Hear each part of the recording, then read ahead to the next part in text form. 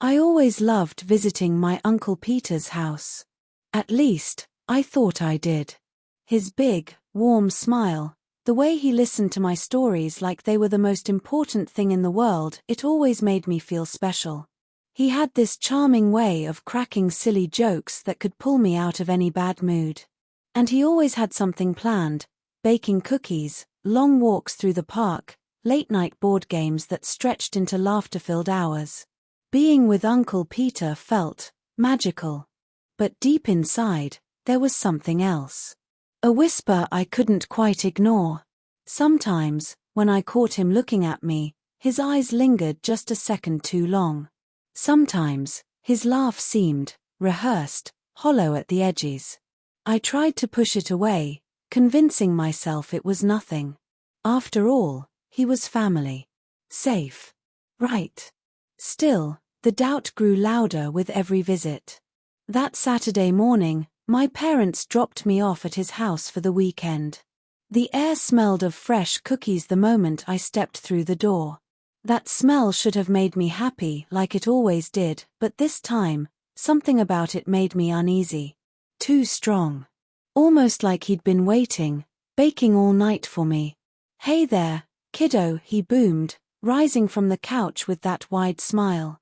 His eyes sparkled like fireworks, but there was something in them, something flickering behind the warmth, that made my stomach twist. Before I could think, he pulled me into one of his big, fuzzy blanket hugs. I smiled, but inside, the whisper grew louder. The day passed like always, games, laughter, stories, but the house felt different. Shadows seemed to stretch longer in his living room. The ticking of the old grandfather clock grew louder with every hour. Then, while we were playing cards, the power flickered. Just for a second. Long enough for the room to sink into darkness before the lights returned. Uncle Peter chuckled, brushing it off. But in that split second of darkness, I swore I heard footsteps upstairs. Slow. Heavy. But we were the only ones in the house. Or at least, that's what I thought. Later, Uncle Peter suggested we watch a movie. We curled up on the couch, but my mind wasn't on the screen. I kept glancing at the ceiling, half expecting those footsteps again. Halfway through, he paused the film. "You know," he said softly, "you can always stay here longer. As long as you want. This house could be your home too, one day." His tone was calm, but his eyes looked hungry. Desperate. Like he needed me to say yes. I laughed nervously, brushing it off as just another one of his jokes. But my chest tightened. As night fell, the unease grew heavier. Uncle Peter insisted I stay over. "It's safer here," he said, smiling too wide. "The roads at night, you never know what's out there." Something in his voice chilled me. That night, lying in the guest bedroom, I couldn't sleep. The house creaked in strange rhythms, not like an old house settling, but like someone moving. Then, I heard it. A door upstairs. Slowly opening. And closing. I froze, my breath shallow. Uncle Peter's room was downstairs. Who was upstairs? I slipped out of bed, the floorboards groaning beneath me, and followed the sound. Up the staircase. Down the hall.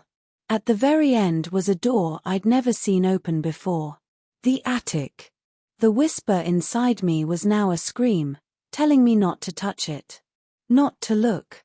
But my hand moved anyway. The door creaked open. And I saw them. Rows of photographs.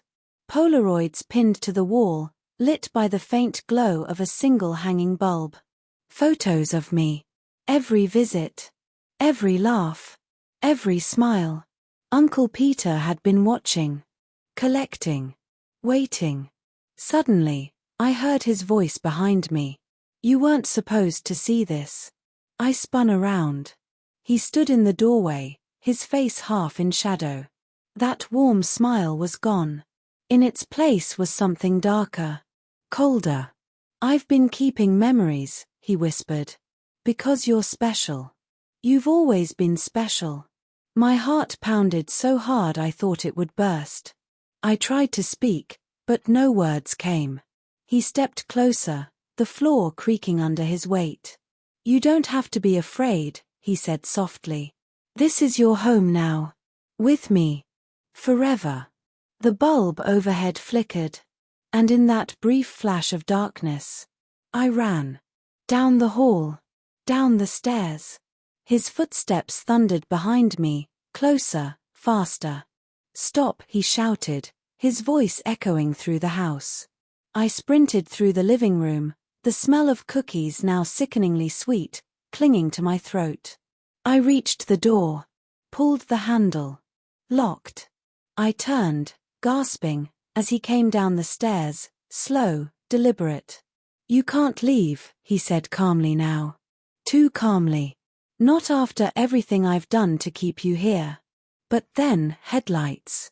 2 beams of light cutting through the front windows. My parents' car. Uncle Peter froze. His smile twitched, faltered. In that moment of hesitation, I shoved past him, ripped the door open as my parents were stepping out. I collapsed into their arms, sobbing, unable to explain. Behind us, Uncle Peter stood in the doorway, smiling again. Not the warm smile I remembered. Not the playful grin. This one was different. Colder. Knowing. As if he was already planning our next game. I never told my parents what I saw in that attic. The photos. His words. Even now, I can feel his eyes watching me whenever I think of that house. They say some memories fade with time. But not those. Because sometimes, the people who make you laugh the hardest are hiding the darkest secrets. And sometimes, the place you feel safest is the place you should fear the most. Kindly leave a comment, like, and subscribe for more exclusive contents.